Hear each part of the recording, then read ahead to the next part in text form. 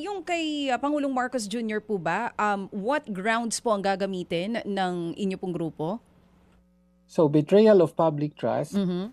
nakaugnay sa um, uh, sistematiko at centralized na pandarambong sa pondo ng taong bayan through DPWH, no, dito sa flood control issue.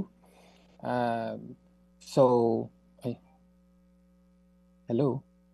Yes po, we're still here. Go ahead. Opo. Ay, sorry, okay. Mm.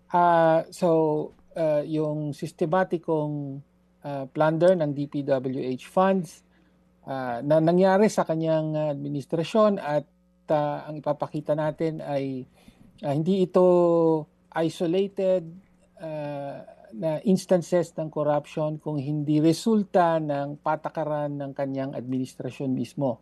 So yun yung una. Pangalawa na batayan, kaugnay pa rin dito, ay yung labis na pag-abuso sa unprogrammed appropriations. Again, unprecedented ang level ng unprogrammed appropriations sa ilalim ng Marcos Jr. administration. Malaking bahagi nito ay ginamit sa sa flood control projects na nasisiwalat ngayon ng mga ghost at substandard at involved sa mga kickbacks. At sa kaso ng unprogrammed appropriations ay direktang responsable ang Pangulo dito.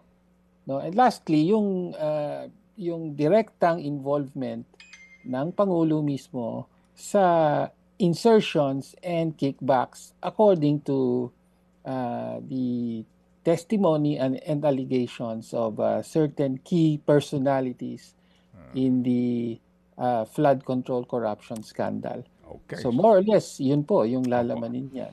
Mga kapatid, brothers and sisters, saan ka pa? Dito na tayo sa totoo.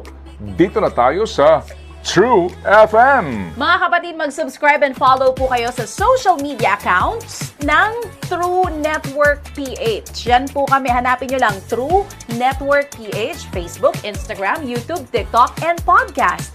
Mapa Apple or Spotify man yan, mahahanap nyo kami. Lahat ng mga napapanood at napapakinggan nyo po sa programa, nasa social media accounts namin yan. So, paano mga kapatid? See you sa social media!